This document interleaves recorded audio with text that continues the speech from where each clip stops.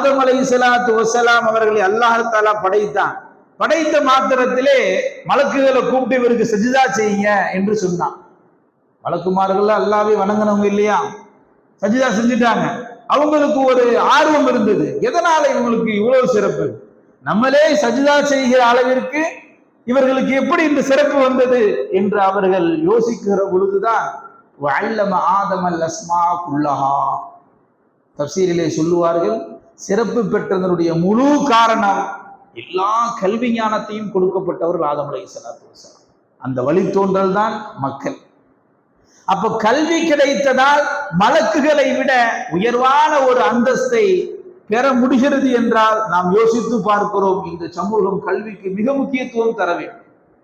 பெருமானார் ரசூல் ஸல்லல்லாஹு அலைஹி வஸல்லம் அவர்கள் சொல்லுகிற பொழுது ஒவ்வொரு ஆணும் பெண்ணும் கல்வி கட்டாயம் கற்க வேண்டும் என்று சொல்லுகிற இந்த சமூகத்திலே கொஞ்சம் கல்வியிலே பின்தங்கி இருக்கிறார்கள் என்பது ஆபத்தான செய்தி தானே.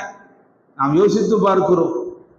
கல்வி என்றால் மார்க்க கல்வி, உலக கல்வி என்று இரண்டாக பிரிப்பார்கள். ஆனால் இஸ்லாத்தை பொறுத்தளவு எல்லா கல்வியும் அல்லாஹ்வுடைய புறத்திலிருந்து வந்ததுதான். இது அந்த கல்வி இந்த கல்வி என்ற எந்த பாகுபாடும் கிடையாது. அனைத்து கல்வியும் அல்லாஹ்வுடைய புறத்திலிருந்து கொடுக்கப்பட்ட கல்வி. இதிலே சிறந்த கல்வி எது என்று பார்க்கிற பொழுது அது இல்முல் குர்ஆன், குர்ஆனிய கல்வி சிறந்தது, அவ்வளவுதான். அதற்காக வேண்டி குர்ஆனிய கல்விதான் அல்லாஹ்வுடைய கல்வி. மற்ற அனைத்து கல்விகளும் மார்க்கத்திற்கும் அந்த கல்விக்கும் சம்பந்தம் இல்லை, அல்லாஹ்விற்கும் அந்த கல்விக்கும் சம்பந்தம் இல்லை என்று சொல்ல முடியாது. காரணம், அனைத்து கல்வியையும் நமக்கு கற்றுக் கொடுத்தது ரப்புல் ஆலமீன். பெருமானார் ரசூலுல்லாஹி ஸல்லல்லாஹு அலைஹி வஸல்லம் சொல்லுகிற பொழுது எல்லா இல்மையும் தான் சொல்லுகிறார். எங்கே வேறுபடுகிறது என்றால், கல்வி அனைத்தும் அல்லாஹ்விற்குரியது, அதிலே மிக சிறந்த கல்வி திருக்குர்ஆன் கல்வி. அப்படித்தான் நம்ம எடுத்துக்கிறோமே ஒழிய கல்வி ரெண்டு வகை, ஒன்று உலக கல்வி ஒன்று மார்க்க கல்வி என்றெல்லாம் பிரிக்க வேண்டிய அவசியம் இல்லை. அனைத்தும் அல்லாஹ்வுடைய கல்விதான். அன்பிற்குரியவர்களே, பெருமானார் ரசூலுல்லாஹி ஸல்லல்லாஹு அலைஹி வஸல்லம் அவர்கள் இந்த கல்வி குறித்து அற்புதமான ஒரு உதாரணம் ஒன்றை சொல்லுவார்கள். வானத்திலிருந்து மழை பொழியுது, வானத்திலிருந்து மழை பொழியுது. மழை பொழிஞ்ச உடனே சில மண்ணு பார்த்தீங்கன்னு சொன்னா விழுந்த உடனே உருண்டு ஓடிடும். பாறாங்கல் இல்லை, மண்ணு. அந்த மண்ணே பார்த்தீங்கன்னா ரொம்ப கெட்டியான மண்ணா இருக்கும், பாறாங்கல் மாதிரி இருக்கும். பாறாங்கல் கிடையாது, மண்ணு தான். ஆனால் அந்த மண்ணுல தண்ணி விழுந்த உடனே மேட்டு பகுதியா இருக்கும், அப்படியே வலிஞ்சு போடி. அந்த தண்ணீரை அந்த மண் உள்வாங்காது, மேல தேக்கியும் வைக்காது. அந்த தண்ணி அப்படியே நேரம் எங்க போயிடும், கடல்ல போய் சேர்ந்துடும். என்னங்க மழை நல்லா வந்ததுங்க, பாருங்க மழை பெஞ்ச மாதிரியே தெரியல சொல்றோம் இல்லையா. சில இடங்கள் அந்த மேட்டு பகுதியாகவும் இருக்கும், தண்ணியை உள்வாங்காது, ரொம்ப கெட்டித்தன்மையாக இருக்கும். வேகமா மழை வரும், வந்த ஸ்பீட்ல தண்ணி அந்த மண்ணில் பட்டு, கெட்டியான மண்ணில் பட்டு அப்படியே சரிஞ்சு ஓடிடும். தண்ணி பார்த்தா கடலுக்கு போயிடும். அந்த மண்ணுக்கும் பிரயோஜனம் இல்லை, யாருக்கும் பிரயோஜனம் இல்லை. தண்ணி கடலுக்கு போயிடுச்சுன்னா. இரண்டாவது மண் குறித்து நபி ஸல்லல்லாஹு அலைஹி வஸல்லம் சொன்னார்கள், அந்த மண் உள்ளு வாங்காது, ஏன்னா கெட்டியா இருக்கும், ஆனா பள்ளமான பகுதியா இருக்கும். அதனால தண்ணீரை தேக்கி வச்சிடும். தனக்கு மேல தண்ணீர் சின்ன குட்டை மாதிரி இருக்கும், அதுல சில கால்நடைகள் சில மனிதர்கள் அதுல பயன்படுத்துவாங்க, மெத்தி குடிப்பாங்க. கால்நடைகள் என்ன செய்யும், தன்னுடைய தாகத்தை தீர்த்துட்டு போகும். இது இரண்டாவது வகை என்று பெருமானார் ரசூலுல்லாஹி ஸல்லல்லாஹு அலைஹி வஸல்லம் சொன்னார்கள். அந்த மண்ணுக்கு எந்த பிரயோஜனமும் இல்லை, ஏன்னா உள்வாங்கணும் இல்லையா, தண்ணியை உள்வாங்காது. காரணம், கெட்டியான பூமி, ரொம்ப கெட்டியான பூமி. தண்ணியை உள்ள இஞ்சாது, உள்ள இறக்காது, உள்வாங்காது. ஆனா மேல தண்ணியை தேக்கி வைக்கும், காரணம் பள்ளமான பகுதி. அதனால கால்நடைகள்லாம் தண்ணி குடி. இது இரண்டாவது வகை. மூணாவது வகை பெருமானார் ரசூலுல்லாஹி ஸல்லல்லாஹு அலைஹி வஸல்லம் சொல்கிறார்கள், மண். அந்த மண்ணிலே மழை பெய்ந்தால் அந்த தண்ணீர் அப்படியே உள்வாங்கிடும், அப்படியே எஞ்சிடும். உள்வாங்கி நிறைய செடி கொடிகளை முளைக்க செய்யும். நிறைய செடி கொடிகளை முளைக்க செய்யக்கூடிய அந்த மண் சிறந்த மண் என்று பெருமானார் ரசூலுல்லாஹி ஸல்லல்லாஹு அலைஹி வஸல்லம் அவர்கள் கூறி தொடர்ந்து விளக்கம் தருகிறார்கள் சஹாபாக்களுக்கு. முதல்ல ஒரு மண்ணு சொன்ன இல்லையா, கெட்டியான மண்ணு, நேர மழை வரும், அதுல படும், ஆனா தண்ணியை உள்வாங்காது, தேக்கியும் வைக்காது, அது கடல்ல போய் சேர்ந்துரும் சொன்னீங்க இல்லையா. அந்த மண், அந்த மனிதன் எப்படிப்பட்டவன் என்றால், அவன் கல்வியும் கற்றுக்க மாட்டான், அவனும் கல்வி கற்றிருக்க மாட்டான், பிறருக்கு கற்றுக் கொடுக்கக்கூடிய அளவிற்கு உதவியும் இருக்காது. அதனால அந்த மனிதன் வீணானவன் என்று பெருமானார் ரசூலுல்லாஹி ஸல்லல்லாஹு அலைஹி வஸல்லம் சொன்னார். அவனுக்கும் பிரயோஜனம் இல்லை, அவனை சார்ந்திருவருக்கும் பிரயோஜனம் இல்லை. அந்த மண்ணுக்கு எந்த பிரயோஜனம் இருக்குதா? அந்த மண்ணுக்கு மழை தேவையா? வந்த மழை அடிச்சது, பட்டது, தண்ணி உள்வாங்கல, தேக்கி வைக்கல, உருண்டு ஓடிடுச்சு. இரண்டாவது வகை மண் தண்ணீரை உள்வாங்கல, மேல தேக்கி வச்சது. நபி ஸல்லல்லாஹு அலைஹி வஸல்லம் அவர்கள் சொல்லுகிறார்கள், இவர்கள் யார் என்று சொன்னால் இவர்கள் கல்வியை கற்றுக்கொள்வார்கள், ஆனா அவங்களுக்கு பிரயோஜனம் கிடையாது. பிறருக்கு வேணா என்ன செய்வாங்க? கற்றுக் கொடுப்பார்கள், அவர்கள் அமல் செய்ய மாட்டார்கள். இவர்களும் பயனற்றவர்கள், இவர்களும் பயனற்றவர்கள். மூன்றாவது நபி ஸல்லல்லாஹு அலைஹி வஸல்லம் சொன்னார்கள், ஒரு மண் இருந்தது, அந்த மண்ணிலே மழை பெய்தது, அந்த மழை நீரை அந்த மண் உறிஞ்சியது, உள்வாங்கியதின் விளைவு செடி கொடிகளை முளைக்கை செய்தது. இதே போன்றுதான் மனிதன் இருக்க வேண்டும். அவனும் பயனடையணும், கல்வி அவனும் கற்றுக்கொள்ள வேண்டும், பிறருக்கும் கற்றுக் கொடுக்க வேண்டும், அதற்கு உதவியாக உறுதுணையாக இருக்க வேண்டும் என்ற செய்தியை பெருமானார் ரசூலுல்லாஹி ஸல்லல்லாஹு அலைஹி வஸல்லம் அவர்கள் மண்ணோடு மலையோடு சேர்த்து உதாரணமா சொல்றான். வெறுமனே சொல்லிட்டு போயிருக்கலாம், ரொம்ப கல்வி முக்கியங்க. நம்ம இஸ்லாத்துல மார்க்கத்திலையும் சரி அல்லாஹ் வலியுறுத்துகிறான், நீங்கள் கல்வியை கற்றுக்கொள்ளுங்கள் என்று ஒரு வரியில் நபி ஸல்லல்லாஹு அலைஹி வஸல்லம் முடிக்கல, ஒரு நீண்டதொரு உதாரணத்தை சொல்லுகிறார். அதற்கு மலையை உதாரணமாக எடுக்கிறார், மண்ணை உதாரணமாக எடுக்கிறார். எந்த மண் பிரயோஜனமானது, எந்த மண் பிரயோஜனம் இல்லாதது, பிரயோஜனம் இல்லாத மண்ணை போல் மலையை போல் நீ இருந்து விடாதே என்ற அற்புதமான செய்தியை பெருமானார் ரசூலுல்லாஹி ஸல்லல்லாஹு அலைஹி வஸல்லம் அவர்கள் கூறி காட்டுகிறார். காரணம் என்னன்னா, இந்த சமுதாயம் எப்படியாவது படிச்சவங்க. பத்ரு போர்ல நிறைய காஃபிர்கள் கைதியா பிடிச்சிட்டு வந்தாச்சு. கைதியா பிடிச்சிட்டு வந்தா என்ன செய்யணும்? காசு கொடுத்தானே வெளியே பண்ணணும், வெளியெடுக்கணும். அப்ப யார் யார்கிட்ட காசு இருக்கோ அவங்க எல்லாம் காசை கொடுத்துட்டு ரிலீஸ் ஆகி போயிடுவாங்க. யார்கிட்ட காசு இல்லையோ அவங்கள்ட்ட நபி ஸல்லல்லாஹு அலைஹி வஸல்லம் கேட்டாங்க, உங்களுக்கு படிக்க தெரியுமா, எழுத தெரியுமா? யாருக்கு படிக்க எழுத தெரிஞ்சதோ அவங்க எல்லாம் படிக்க தெரியாதவர்களுக்கு கற்றுக் கொடுத்துட்டு நீங்க விடுதலை. நீங்க பணம் கட்டுறதுக்கு பதிலா அடுத்தவருக்கு கல்வியை கற்றுக் கொடுத்து விட்டு நீங்கள் செல்லுங்கள், உங்கள் மூலமாக ஒரு பிரயோஜனம் இருக்க வேண்டும் என்ற செய்தியை பெருமானார் ரசூலுல்லாஹி ஸல்லல்லாஹு அலைஹி வஸல்லம் கைதிகள் விஷயத்தில் கூட கல்வியை உள்ளே நுழைக்கிறார்கள். காரணம், எப்படியாவது இந்த சமூகம் கல்வியிலே மேலோங்கி இருக்க வேண்டும். திருக்குரான் ஷரீஃபிலே அல்லாஹு தஆலா வெறுமனே குரானை மட்டும்தான் கத்துக்கிறணும், வேற எதையுமே கத்துக்கூடாது நல்லா சொல்லல. குரானிய கல்வி வேண்டும், அது சிறந்தது. அதை தாண்டி அதற்கு அடுத்து நிறைய கல்விகள் இருக்கிறது. வான சாஸ்திரத்திலிருந்து, பூமி ஆராய்ச்சியிலிருந்து எவ்வளவோ கல்வி. இன்னைக்கெல்லாம் பார்த்தீங்கன்னா, நேற்று ஒரு வாட்ஸ்அப்ல ஒரு செய்தி பார்த்தேன், 10வது 12வது படிப்பை முடித்தவர்களுக்கு என்னென்ன கோர்ஸ் இருக்குன்னு பார்த்தா தலையே சுத்து. அவ்வளவு படிப்பு, ஒரு படிப்பு ரெண்டு படிப்பு இல்ல, கிட்டத்தட்ட நூற்றுக்கணக்கான வழிகாட்டல்கள், நூற்றுக்கணக்கான படிப்புகள் எல்லாம் வச்சிருக்கிறான். சரி, இவ்வளவு இருக்கக்கூடிய அந்த படிப்புகளை சமூகம் சரியாக பயன்படுத்திக் கொள்கிறதா என்று பார்க்கிற பொழுது, அன்பிற்குரியவர்களே, சமூகத்தினுடைய மாணவர்கள், அடுத்த தலைமுறையினர்கள் நல்லவர்களாக, சீதேவிகளாக, நிமிர்ந்து வாழக்கூடியவர்களாக, அதிகாரத்தில் இருப்பவர்களாக மாற வேண்டும் என்றால் அதற்கு பெற்றோர்கள் தான் முழு காரணம். 10வது படிச்சுட்டா பையன், போதும் கடைக்கு விட்டுறலாம். 12வது படிச்சுட்டா பையன், போதும் வெளிநாட்டுக்கு அனுப்பிடலாம் என்ற அந்த சிந்தனை வருகிற பொழுதெல்லாம் இந்த சமூகம் படிப்பிலே பின்தங்கிதான் இருக்கு. மேல் படிப்புக்கு இந்த சிறுபான்மையின சமூகம் இன்னும் பெருசா வரல. படிச்சாங்க முன்னாடியை விட இப்ப 2025 வரைக்கும் 10th +2 வரைக்கும் ஓரளவு விழிப்புணர்வு வந்தாச்சு. அதை தாண்டி கல்வி இருக்கிறதா என்றால் நம்ம ரொம்ப ரேரா இருக்கும். உயர்கல்வியில இன்றைக்கு முஸ்லிம் சமூகம் ரொம்ப கம்மியா இருக்கிறதுக்கு காரணம் பெற்றோர்கள் தான். அதனால பெற்றோர்கள் எவ்வளவோ கஷ்டங்கள், துன்பங்கள், துயரங்கள் இருந்தாலும் அது நம்மோடு போகட்டும், அப்படித்தான் நம்ம முன்னோர்கள் நினைப்பாங்க. நான் இப்படியே கஷ்டப்பட்டேன், என் பிள்ளைகளா நல்லா இருக்கட்டும், அப்படிதான் நினைப்பாங்க பழைய காலத்துல, இல்லையா? அந்த நினைப்பை, அந்த எண்ணத்தை உள்ளத்திலே ஆழமாக பதிய வைத்து பசங்களை 10வதோடு நிப்பாட்டிடக்கூடாது. போ, வேலைக்கு போ, ஏதோ 4 தான் சம்பாதிச்சுட்டு வா என்று அவர்களை அனுப்பினால் வரும் சமுதாயத்திலே எல்லாம் படிச்சவங்களா இருப்பாங்க, இவன் மட்டும் படிப்பு ரொம்ப கம்மியா இருக்கும், இல்லையா? இன்றைக்கு வெளிநாட்டுக்கு போறாங்க, சாதாரண வெளிநாட்டுக்கு போறவன் மீறினா ஒரு 30,000 சம்பாதிக்கிறான், இல்லையா? சாதாரண வேலைக்கு லேபர் விசா அதே படிச்சுட்டு போனான், 2 டிகிரி 3 டிகிரி வாங்கிட்டு போனான். அவன் போகும்போது அவ்வளவு ஒரு ராகத்தா போறான், அவ்வளவு ராஜ மரியாதை. காரணம், அவன் படிப்புக்கு உண்டான வேல்யூ என்ன என்பதை அவன் புரிந்து கொள்கிறான். அப்படியானால் இந்த சமூகம் படிப்பில் ஆர்வம் கொள்ள வேண்டும். என்ன சொல்லிட்டு படிச்சு சம்பாதிக்க சொல்றீங்களா அப்படின்னா அதுவும் தேவை. மார்க்கம் சொல்லி வெறும் மார்க்கத்தையே கத்துக்கிட்டு இருந்தா ஒரு பை ஆபீசர் ஆக முடியாது இல்லையா? ஒரு பை ஆபீசர் ஆக முடியுமா? ஆக முடியாது. சும்மாவே கவர்மெண்ட் வேலையில நம்ம ரொம்ப ரொம்ப கம்மியா இருக்கும். இன்னும் படிக்காம விட்டா நமக்கும் வரலாறு தெரியாம போயிடும். அதனால உலக கல்வியும் தேவை, அது மிக முக்கியமானது. மார்க்க கல்வியும் தேவை, அது மிகச் சிறந்தது.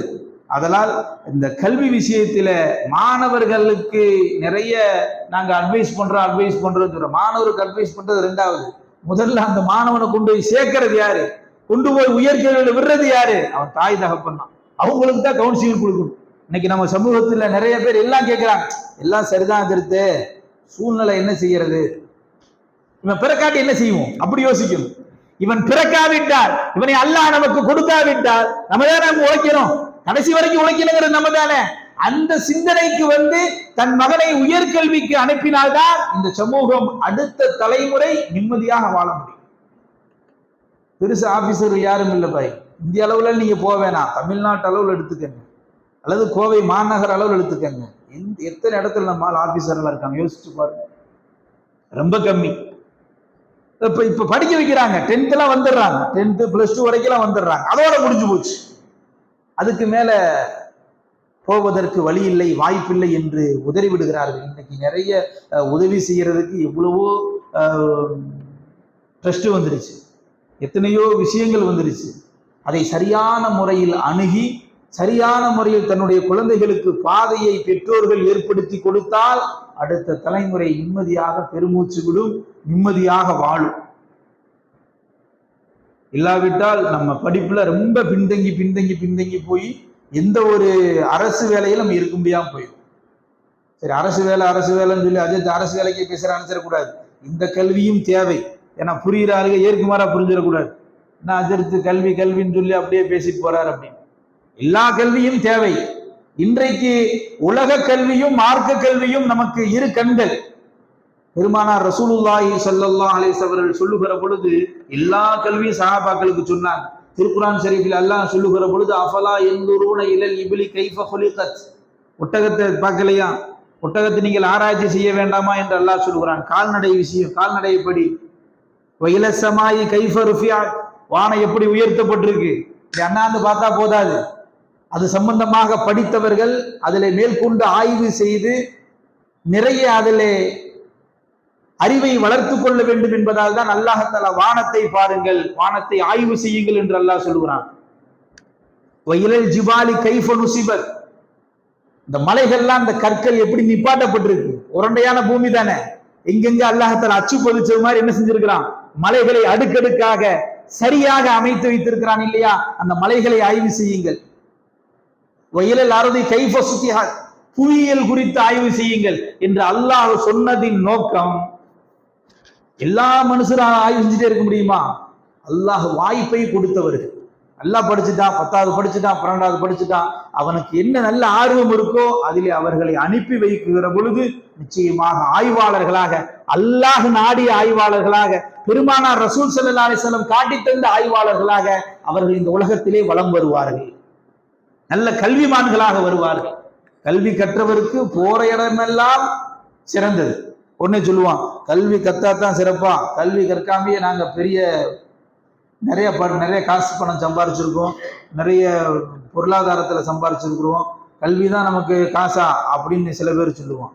அந்த மாதிரி உயர்ந்தவர்கள்லாம் கொஞ்சம் பேர் தான். ஆனால் கல்வியால் உயர்ந்தவர்கள், கல்வியால் பொருளாதாரத்தை ஈட்டியவர்கள், கல்வியால் சமூகத்தில் அந்தஸ்து அடைந்தவர்கள், கல்வியால் மதிக்கத்தக்க முறையில் நடந்தவர்கள் யார் என்று பார்க்கிற பொழுது கல்விதான் ஒரு மனிதனை நிச்சயமாக முன்னிலைப்படுத்தும். அதனால இது யாரு அதிகமா உள்வாங்கன்னு சொன்னா பெற்றோர்கள். தன்னுடைய சொந்த பந்தங்கள் யாராவது நல்ல மார்க் எடுத்துட்டாங்களா அவங்களை விட்டுறாதீங்க. எப்படியாவது மேற்கொண்டு படிப்பதற்கு உங்களால் ஆன முயற்சி. காசு கொடுக்க முடியாது, அட்வைஸ் பண்ணலாம் இல்லையா, நம்ம சொந்த பந்தத்துல ஏமா மேற்கொண்டு படிக்க வைக்க வேண்டியதானே.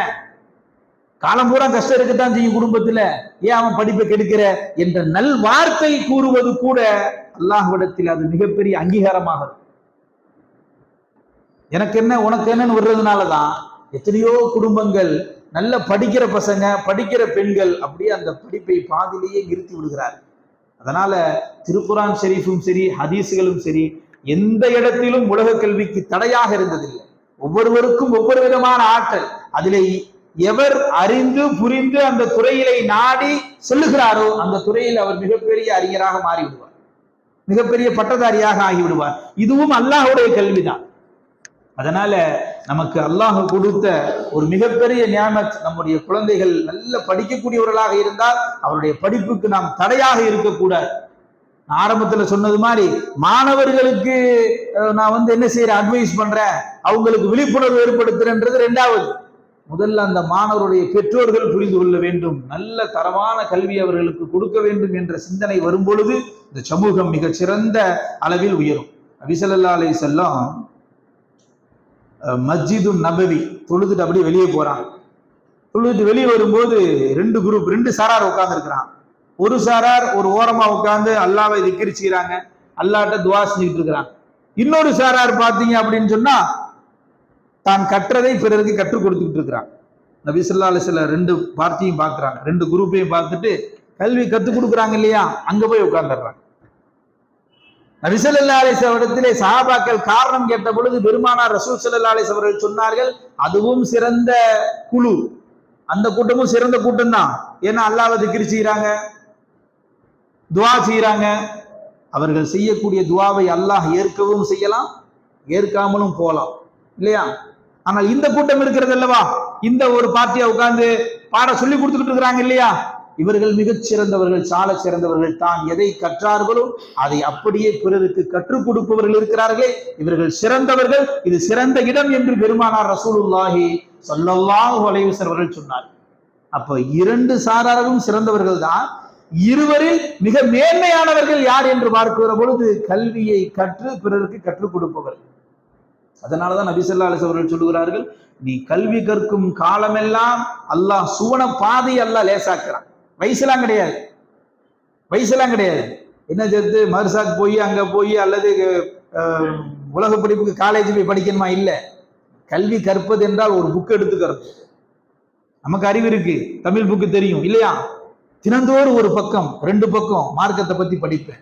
தினந்தோறும் நான் தெரிந்து கொள்வேன், நான் தெரிந்து கொண்டதை பிறருக்கு சொல்லுவேன் என்ற எண்ணத்தோடு அணுகுகிற அத்துணையும் மார்க்க கல்விதான். இதே ஜும்மா மேடையில உட்கார்ந்து இருக்கிறோம், மார்க்கத்தை பற்றி பேசப்படுகிறது, மார்க்கத்தை கேட்கிறோம் இல்லையா, இதுவும் கல்விதான்.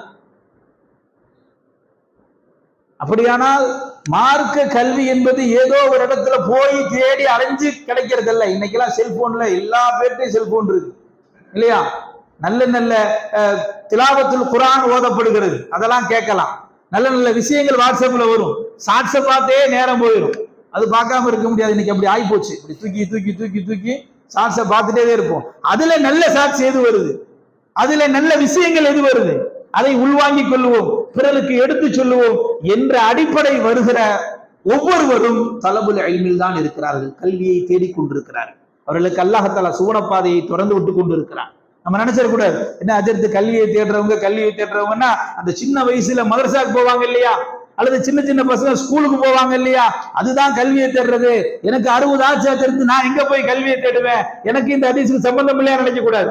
மௌத்து வரை நீ படிக்கிற ஒரு ஹதீஸ், நீ படிக்கிற நல்ல வார்த்தை, நல்ல அறிவார்ந்த செயல், அதை உள்வாங்கி நீ நடப்பதும் அதை பிறருக்கு எத்தி வைப்பதும் அல்லாஹ்வுடைய கல்வியில் தான் இருந்து கொண்டிருக்கிறாய். அதனால நல்ல விஷயங்களை பார்ப்போம், படிப்போம், பிறருக்கு எத்தி வைப்போம்.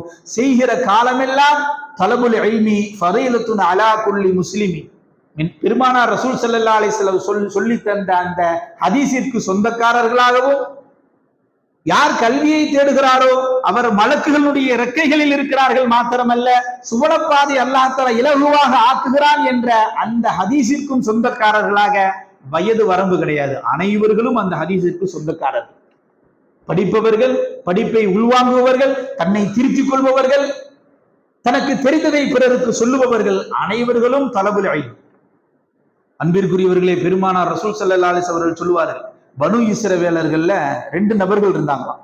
அதுல ஒருத்தர் பாத்தீங்கன்னா தொழுகை, நோன்பு, ஜக்காத்து, அது இதுன்னு என்னென்ன நன்மையான காரியங்கள் தௌராத்துல என்னென்னலாம் சொல்லப்பட்டதோ அதை அனைத்தையும் கடைபிடித்தார்.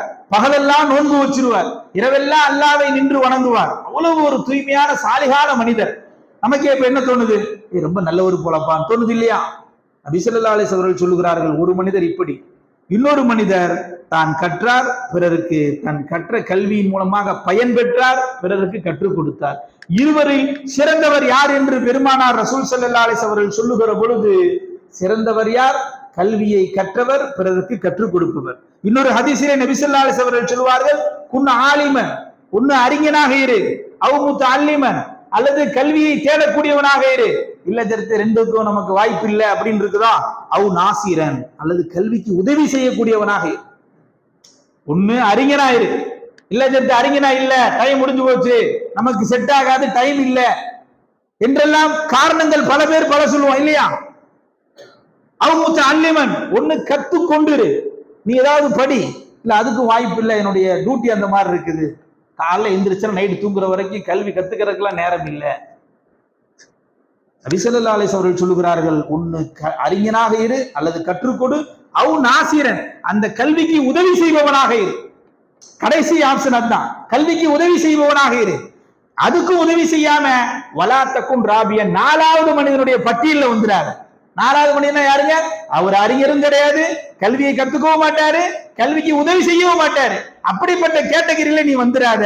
பெருமானார் ரசூல் ஸல்லல்லாஹு அலைஹி வஸல்லம் சொல்லுகிறார்கள், குன் ஆலிமன் அவ் முத்தஅல்லிமன் அவ் நாசிரன், கல்விக்கு உன்னால் ஆண்ட உதவிகளை செய்து கொண்டே இரு. இவ்வளவு அவ்வளவுலாம் கிடையாது, இத்தனை நாள் அத்தனை நாளும் கிடையாது, மவுத்து வரை உன்னால் முடிந்த அளவு கல்விக்காக.